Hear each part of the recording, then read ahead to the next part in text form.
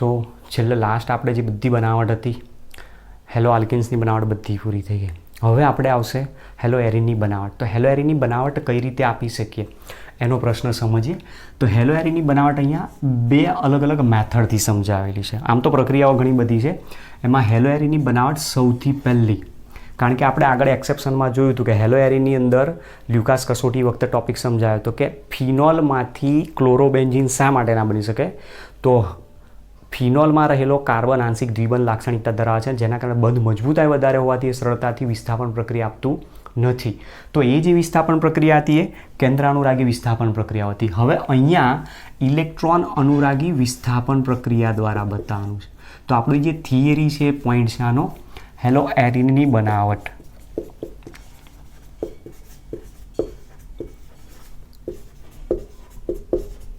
અને એમાં હેલો એરિનની બનાવટમાં સૌથી પહેલો પોઈન્ટ છે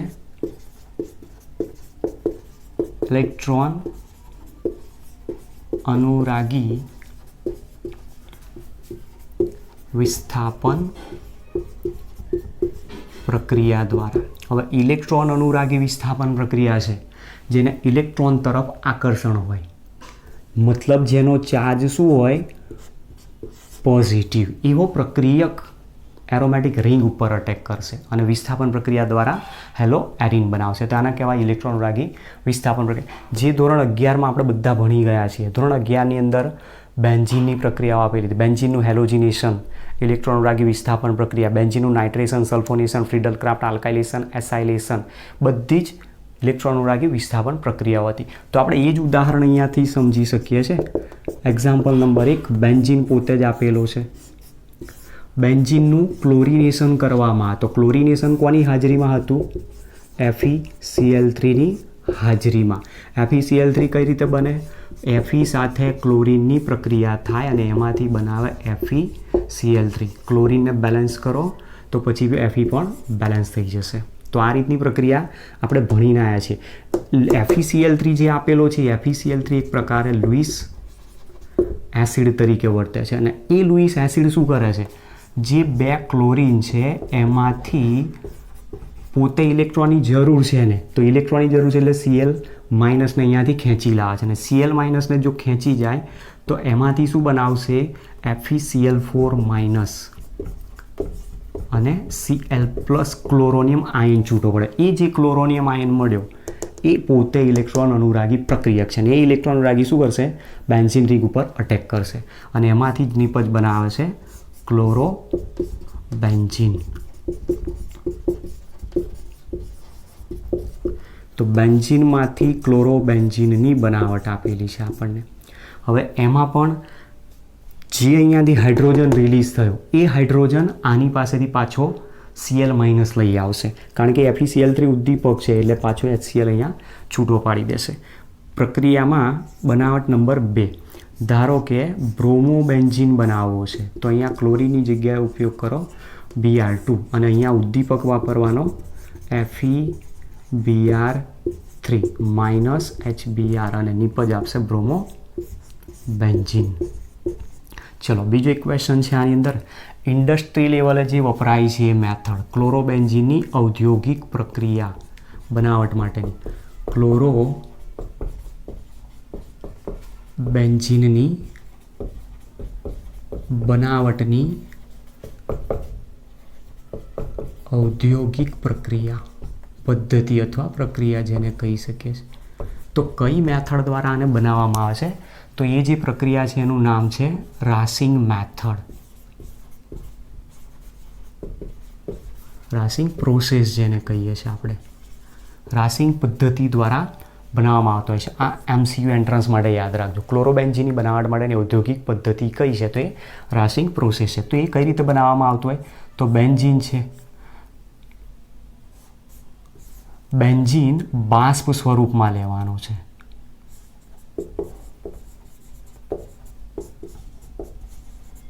બેન્ઝીનને વેપર ફેઝમાં લેવામાં આવે અને એ જે બાષ્પ સ્વરૂપનો બેન્ઝીન છે એની જોડે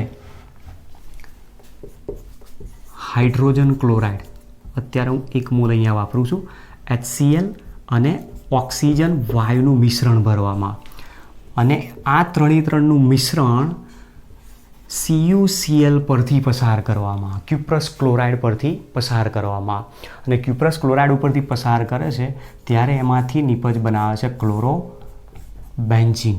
બાકીનો ભાગ અહીંયાથી છૂટો પડશે H2O, બરાબર, અહીંયાથી H2O છૂટો પડશે. હવે એમાં H2O છૂટો પડે છે મતલબ 2 મોલાની જરૂર પડશે એવું કહી શકીએ. તો આ રીતની આખી પ્રોસેસ થાય છે આમાં. તો એની અંદર જુઓ ક્લોરીન અહીંયા 2 છે, તો ક્લોરીન 2 છે તો અહીંયા એરોમેટિક સંયોજન 2 આપશે, તો નિપજ પ્રક્રિયક તરીકે 2 હશે તો જ મળી શકે. તો 2 મોલ બેન્ઝીનની પ્રક્રિયા 2 મોલ HCl અને O2 અણુ સાથે આખું મિશ્રણ ક્યુપ્રસ ક્લોરાઇડ પરથી જ્યારે પસાર કરવામાં આવશે તો એમાંથી ક્લોરોબેન્ઝીન નિપજ આપે છે.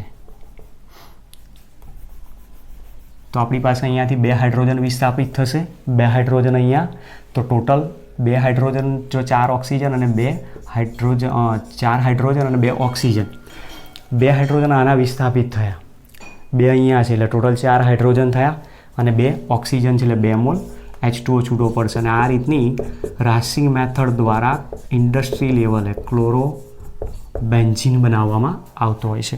ચલો ઉદાહરણ નંબર 3, માની લો કે તમે ટોલ્યુઇન લીધું છે અહીંયા, તો ટોલ્યુઇન પણ એરોમેટિક હાઇડ્રોકાર્બન જ છે. એ એરોમેટિક હાઇડ્રોકાર્બનની પ્રક્રિયા બ્રોમિનેશન કરવામાં આવે FeBr3 ઉદ્દીપકની હાજરીમાં. તો હવે ધ્યાન એ રાખવાનું કે આ ઓલરેડી મોનો વિસ્થાપિત સમઘટક છે બેન્ઝીનનો. હવે જ્યારે બીજી વખત બ્રોમિન આના ઉપર અટેક કરશે તો બીજો બ્રોમિન ક્યાં જોડાઈ ચૂકેલા ક્રિયાશીલ સમૂહની નિર્દેશક અસર ઉપર છે.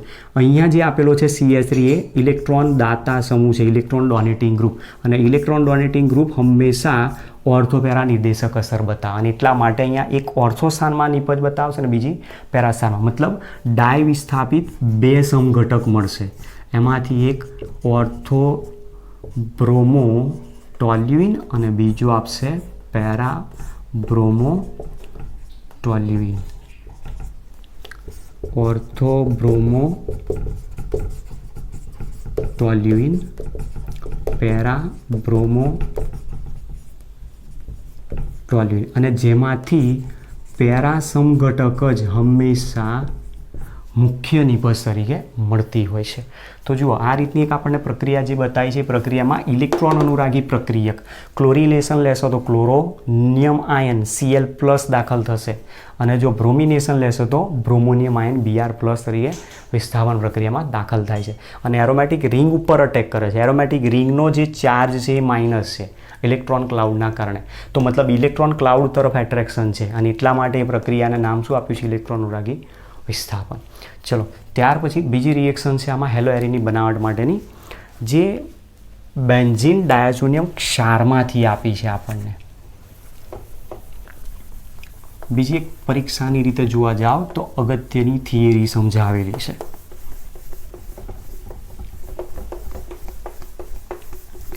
સમજીએ શું ક્વેશ્ચન આપેલો છે.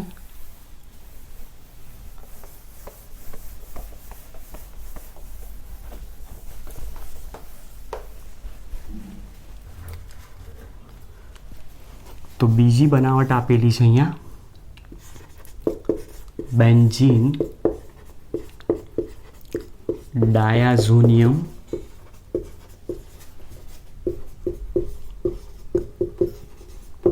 ક્ષારમાંથી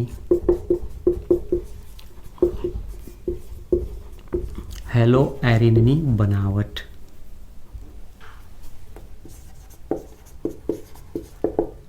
તો આની અંદર તમે જુઓ ક્લોરોબેન્ઝીન બ્રોમોબેન્ઝીન તો આવી ગયો, આયોડોબેન્ઝીન નથી અહીંયા.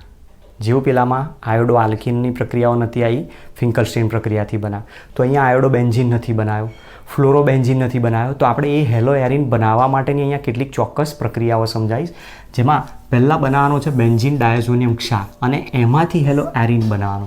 તો સૌથી પહેલાં બેન્ઝીન ડાયાઝોનિયમ ક્ષાર બનાવવા માટે શું કરવાનું? તો પ્રેક્ટિકલી એપ્લિકેશન બેઝ આધારિત ક્વેશ્ચન છે આ.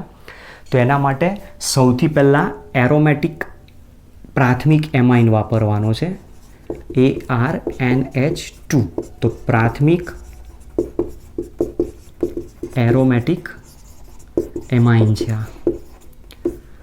પ્રાથમિક એરોમેટિક એમાઇનની પ્રક્રિયા સોડિયમ નાઇટ્રાઇટના મતલબ NaNO2 સોડિયમ નાઇટ્રાઇટના સાંદ્ર HCl માં બનાવેલા દ્રાવણ સાથે જ્યારે પ્રક્રિયા કરવામાં આવે તો એના દ્વારા એરોમેટિક ડાયાઝોનિયમ ક્ષાર N ડબલ બોન્ડ N અને અહીંયા છે ક્લોરીન એટલે આ રીતે એરોમેટિક ડાયાઝોનિયમ ક્ષાર બનાવે છે ડાયાઝોનિયમ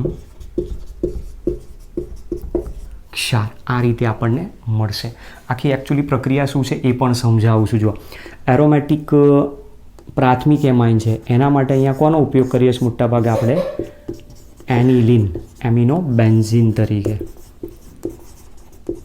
એનિલિનની પ્રક્રિયા આપવાની સૌથી પહેલાં તમારે કરવાનું છે શું આની અંદર સૌથી પહેલાં આપણી પાસે એનિલિન છે તો એક ટેસ્ટ ટ્યુબ લઈ લો એક ટેસ્ટ ટ્યુબની અંદર C6H5NH2 એનિલિનનું HClમાં દ્રાવણ બનાવો સાંદ્ર HClમાં દ્રાવણ બનાવશો એટલે સંયોજન આ રીતે બનાવશે C6H5NH2 HCl આ રીતે લખી શકીએ છીએ બરાબર HCl એની સાથે જોડાયું છે મતલબ એનું દ્રાવણ બનાવે બીજા નંબરમાં સોડિયમ નાઇટ્રાઇટ NaNO2 નું પણ HClમાં દ્રાવણ બનાવો Na plus NO2 minus H plus Cl minus plus માઇનસને ભેગા કરી દો એટલે આમાંથી બનશે NaCl પ્લસ HNO2 જેને નાઇટ્રસ એસિડ કહેવામાં આવે છે અને આ તટસ્થ ક્ષાર છે તો હવે તમે જુઓ બે ટેસ્ટ ટ્યુબનો ઉપયોગ એક ટેસ્ટ ટ્યુબમાં એનિલિનનું HClમાં બનાવેલું દ્રાવણ બીજી ટેસ્ટ ટ્યુબમાં સોડિયમ નાઇટ્રાઇટનું HClમાં બનાવેલું દ્રાવણ છે પછી બંને દ્રાવણને ભેગા કરો બંને દ્રાવણને ભેગા કરશો એટલે આ બંને વચ્ચે પ્રક્રિયા થશે તો કઈ રીતે આવે છે પ્રક્રિયા એ પણ સમજો C6H5NH2 HCl અને પેલામાંથી HNO2 પ્રક્રિયામાં ભાગ લે તો NOOH લખી શકાય આ રીતે HNO2 બંને વચ્ચે પ્રક્રિયા થાય પ્રક્રિયા કરો ત્યારે ધ્યાન એ રાખવાનું જે પણ ડાયાઝોનિયમ સોલ્ટની બનાવટ આપેલી છે ડાયાઝોનિયમ સોલ્ટની બનાવટ હંમેશા 0 થી 5 ડિગ્રી સેન્ટીગ્રેડ તાપમાને કરવામાં તો મતલબ આના માટે કરવાનું શું પહેલાં એક ટેસ્ટ ટ્યુબમાં એનિલિનનું દ્રાવણ બનાવે બીજી ટેસ્ટ ટ્યુબમાં સોડિયમ નાઇટ્રાઇટનું દ્રાવણ બનાવે પછી એક વોટર બાથ લઈ લો અથવા કોઈ પાત્ર એ પાત્રની અંદર તાપમાન નીચું રાખવા માટે કેમ નીચું રાખવાનું એનું રીઝન છે ડાયાઝોનિયમ સોલ્ટ છે વિસ્ફોટક અને ખૂબ જ સક્રિય છે તો એની સક્રિયતા ઓછી કરવાની પ્રક્રિયા ધીમી કરવાની છે એની સક્રિયતાની અને એના માટે એક પાત્રની અંદર બરફના ટુકડા મૂકી દો બરફના ટુકડાની વચ્ચે એક બીકર મૂકો અને એ બીકરની અંદર આ બંને દ્રાવણને ભેગા કરી દો દ્રાવણ બંને ભેગા કરશો એટલે અહીંયાથી H2O દૂર કરશે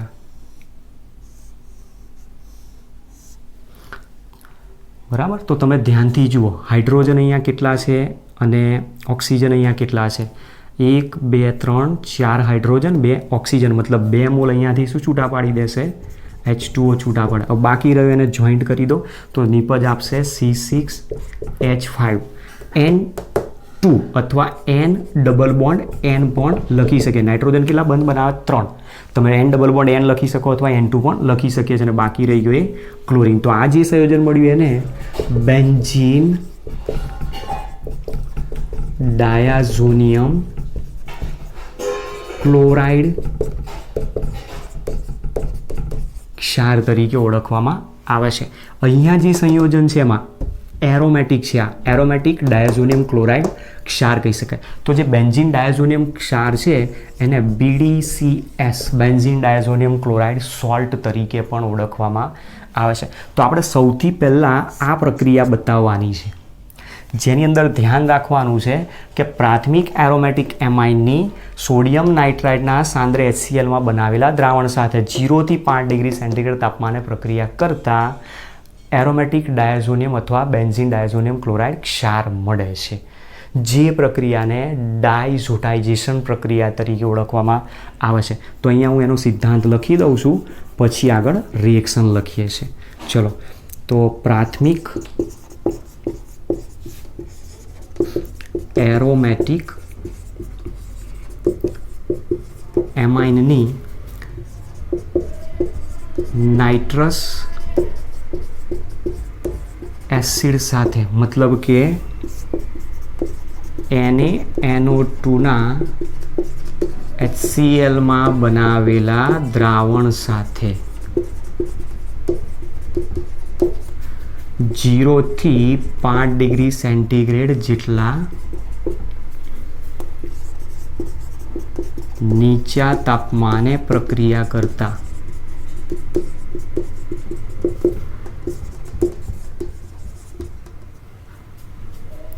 બેન્ઝીન ડાયાઝોનિયમ ક્લોરાઇડ અથવા અહીંયા આપણને મળે છે એ મુજબ એરોમેટિક ડાયાઝોનિયમ ક્લોરાઇડ ક્ષાર, જે અહીંયા બતાવ્યો છે, મળે છે. જે પ્રક્રિયાને ડાયાઝોનિયમ સોલ્ટની બનાવટ છે એટલા માટે પ્રક્રિયાને કહેવાય ડાયઝોટાઇઝેશન. ડાયઝોટાઇઝેશન કહે છે. તો એક આ ક્વેશ્ચન અહીંયાથી પૂછાતો હોય છે. બીજો ક્વેશ્ચન, ડાયઝોટાઇઝેશન પ્રક્રિયાઓ કોણ આપે? તો પ્રાથમિક એરોમેટિક એમાઇન કોઈ પણ હોઈ શકે. બેન્ઝીન રિંગ સાથે સીધો NH2 જોડાયેલો હોવો જોઈએ, એ પ્રાથમિક એરોમેટિક એમાઇન કહી શકાય. અને એ પ્રક્રિયા આપણને આ રીતે દર્શાવી છે. હવે આની જનરલ રિએક્શન જે બતાવી છે મુજબ પ્રાથમિક એરોમેટિક એમાઇન તરીકે અહીંયા બેન્ઝીન સાથે જોડીને એનિલિન દ્વારા દર્શાવીએ તો એનિલિન છે. એનિલિન પ્રાથમિક એરોમેટિક એમાઇન છે. સડેલી માછલી જેવી વાસ ધરાવતું બદામી રંગનું દ્રાવણ. એની પ્રક્રિયા NaNO2 અને સાંદ્ર HCl વડે કીધી છે.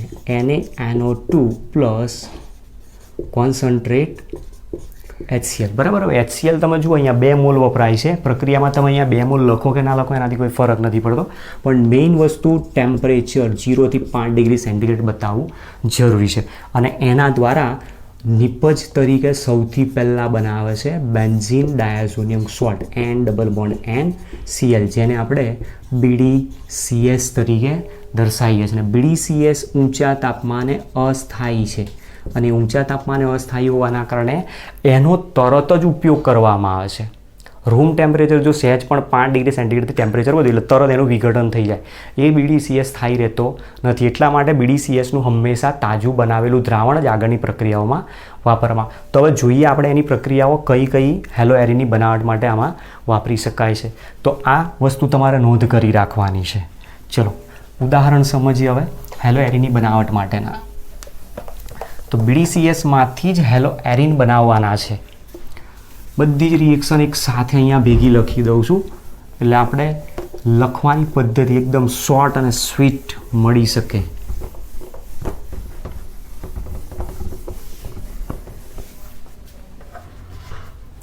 ચલો તો આપણે જે સંયોજન છે એ કયું છે? BDCS N-N-CS, જેને આપણે બેન્ઝીન, શરૂઆતમાં બેન્ઝીન, પછી ડાયાઝોનિયમ ક્ષાર, ડાયાઝોનિયમ ક્રિયાશીલ સમૂહ છે ડાયાઝોનિયમ, પછી ક્લોરીન છે જોડાયેલો તો ક્લોરાઇડ ક્ષાર આપેલો છે, જેને આપણે BDCS તરીકે નામ આપ્યું છે. હવે આ BDCSની અલગ અલગ રિએક્શન્સ દ્વારા હેલો એરીનની બનાવટ આપવાની છે. એમાં પણ અમુક ઇમ્પોર્ટન્ટ ક્વેશ્ચન આપેલા છે જે તમારે 13 નંબરના પ્રકરણની અંદર એમાઇન્સના સંયોજનોમાં આવશે. તો BDCSની સૌથી પહેલાં પ્રક્રિયા CuCl ક્યુપ્રસ ક્લોરાઇડના HClમાં બનાવેલા દ્રાવણ સાથે કરવામાં આવે, અથવા તો CuCl2 પણ હોઈ શકે. ક્યુપ્રસ અથવા ક્યુપ્રિક ક્લોરાઇડના HClમાં બનાવેલા દ્રાવણ સાથે જો પ્રક્રિયા કરવામાં આવે તો જેવી ટેમ્પરેચર અહીંયા 5 ડિગ્રી સેન્ટીગ્રેડથી વધશે અને એમાંથી નિપજ આપશે ક્લોરોબેન્ઝીન.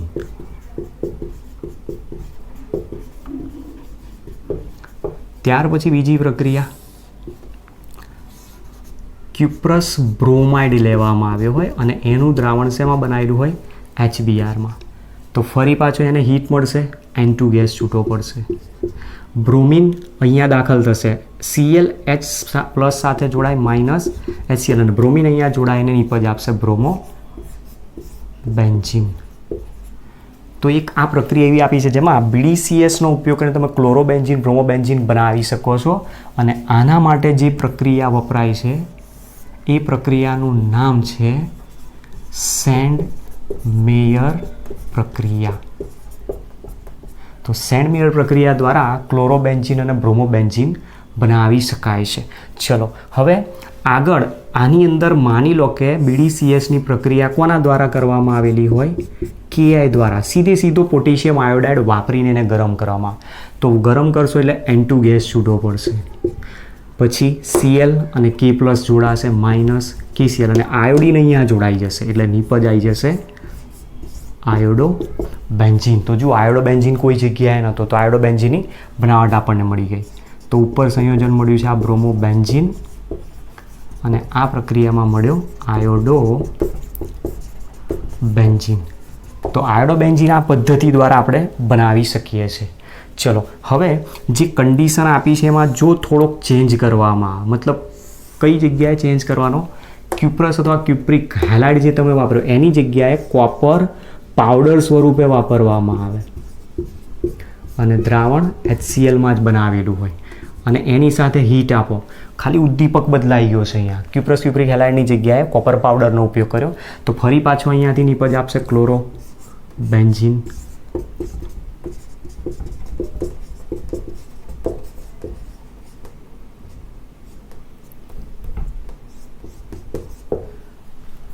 ચલો તો અહીંયા દૂર કરી નાખશે N2. પછી એ જ પ્રમાણે જો કોપર પાવડર ને HBrમાં દ્રાવ્ય કરીને જો પ્રક્રિયા મિશ્રણ સાથે ઉમેરી દેવામાં તો ફરી અહીંયા નિપજ આપશે એ જ મુજબ બ્રોમો બેન્ઝીન નિપજ આપશે.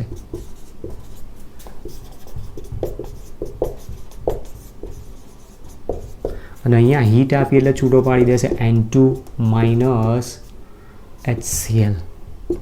તો આ જે પ્રક્રિયા બતાવી એ પ્રક્રિયાનું નામ છે ગેટરમાન પ્રક્રિયા. બરાબર, ધ્યાનથી નામને સમજીને લખવાનો ટ્રાય કરજો. બરાબર, ગેટરમાન પ્રક્રિયા પછી ગટરમાન ના લખાઈ જાય એમાં. તો અહીંયા આપણી પાસે અલગ અલગ બે રિએક્શન સમજાય છે. એમાં એક સેન્ડ મેયર પ્રક્રિયા અને બીજી ગેટરમાન પ્રક્રિયા. બહુ જ ઇમ્પોર્ટન્ટ ક્વેશ્ચન સમજાયેલા છે. બેન્ઝીનમાંથી તમને ડાયરેક્ટ પૂછે કે બેન્ઝીનમાંથી તમે BDCS દ્વારા ક્લોરોબેન્ઝીન બનાવતો, સેન્ડ મેયર પ્રક્રિયાની જરૂર પડે, ગેટરમાન પ્રક્રિયાની જરૂર પડે, અથવા આમાંથી આગળ પ્રક્રિયા બનાવવાની જરૂર પડે BDCSમાંથી આપેલી તો પણ આ વાપરી શકાય છે. સાથે સાથે અહીંયા જુઓ હજુ કોઈ જગ્યાએ ફ્લોરોબેન્ઝીન નથી આવે તો ફ્લોરોબેન્ઝીનની બનાવટ હવે સમજીએ કઈ રીતે આવે છે. તો ફ્લોરોબેન્ઝીન બનાવવા માટે પણ એક બીજી પ્રક્રિયા છે. કઈ પ્રક્રિયા છે સમજીએ પણ. તો ફ્લોરોબેન્ઝીન બનાવવા માટે BDCSની જ પ્રક્રિયા વાપરવાની. પ્રક્રિયક તરીકે BDCS ખાલી એની સાથે વપરાતા બીજા પ્રક્રિયકો બદલાશે. તો BDCSની પ્રક્રિયા ફ્લોરોબોરિક એસિડ સાથે કરવામાં આવે. મતલબ કે